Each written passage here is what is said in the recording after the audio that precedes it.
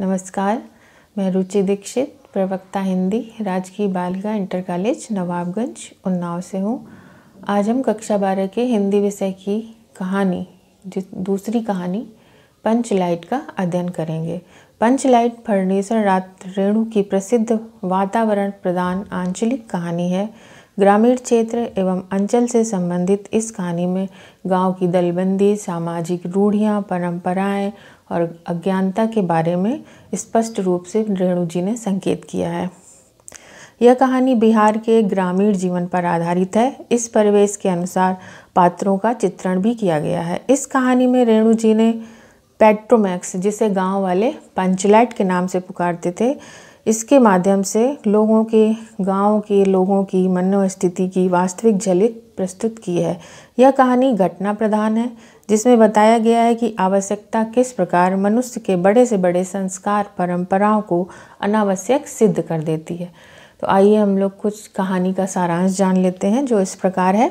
गांव में महतो टोली द्वारा रामनवमी के मेले से एक पेट्रोमैक्स खरीदी जाती है, जिसे गांव वाले पंचलाइट कहते हैं। उसके उद्घाटन के अवसर पर पूजन का आयोजन किया जाता है। 10 रुपये का प्रसाद आता है। शाम को कीर्तन मंडली इकट्ठी होती है और गांव के सभी आदमी औरत उत्सुकतावश इकट्ठे हो जाते हैं। किंतु ऐन मौके पर यह मालूम पड़ता है कि महतो टोली में कोई पंचलाइट जलाना जानता ही नहीं है। जब गांव की राजपूत टोली के लोगों को यह पता चलता है तो सब उनका बहुत मजाक उड़ाते हैं, जिससे सभी धैर्यपूर्वक सहते हैं। महतो टोली के सामने एक बड़ी समस्या अब यह आ जाती है कि इस पंचलाइट को जलाएगा कौन।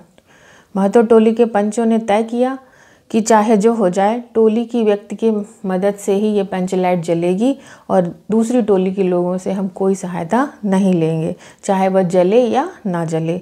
महतो टोली में पंचलाइट जलाने की विद्या बस एक ही व्यक्ति जानता था और वह था गोधन। यह बात केवल गुलरी काकी की बेटी मुनरी जानती थी, क्योंकि गोधन को वह पसंद करती थी। गोधन को पंचों ने बिरादरी से निकाल दिया था, क्योंकि वह सिनेमा के गीत गा कर और बांसुरी बजाकर मुनरी को अपनी ओर आकर्षित करता था और मुनरी भी मनी मन उससे प्रेम करती थी। मुनरी ने अपनी सहेली कनेली को कान में यह बात बताई कि गोधन पंचलाइट जलाना जानता है। कनेली के माध्यम से पंचों को यह बात पता लगी। अब यह विचार होने लगा कि बिरादरी से हुक्का पानी बंद गोधन को बुलाया जाए कि नहीं।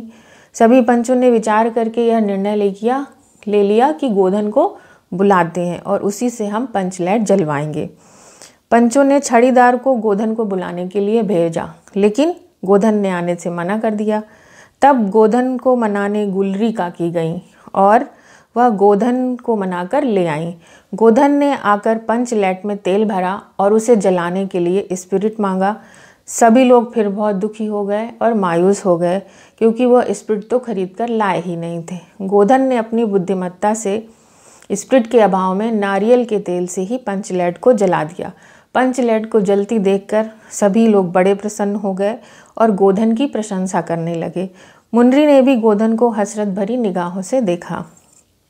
पंचों ने गोधन को बड़े प्यार से अपने पास बुलाया और कहा, तुमने जात की इज्जत रखी है, तुम्हारा 7 खून माफ, खूब गाओ सिनेमा का गाना। गुलरी काकी ने गोधन को रात के खाने पर भी बुलाया।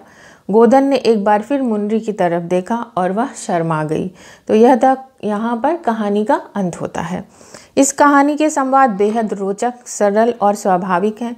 संवादों के माध्यम से बिहार के ग्रामीण अंचल की भाषा का प्रयोग है। ग्रामीण जीवन की अशिक्षा, अज्ञानता पर प्रकाश डाला गया है। कहानी की भाषा गांव में बोली जाने वाली जनभाषा है। रेणु जी ने लोकोक्ति और मुहावरों का भी प्रयोग किया है। कहानी का शीर्षक एक घटना के अनुरूप होने के कारण शीर्षक की दृष्टि से यह एक सफल कहानी है। इस कहानी के माध्यम से रेणु जी ने ग्राम सुधार की प्रेरणा दी है। इसके साथ साथ यह भी संदेश दिया है कि आवश्यकता बड़े बड़े संस्कार और निषेध को अनावश्यक सिद्ध कर देती है।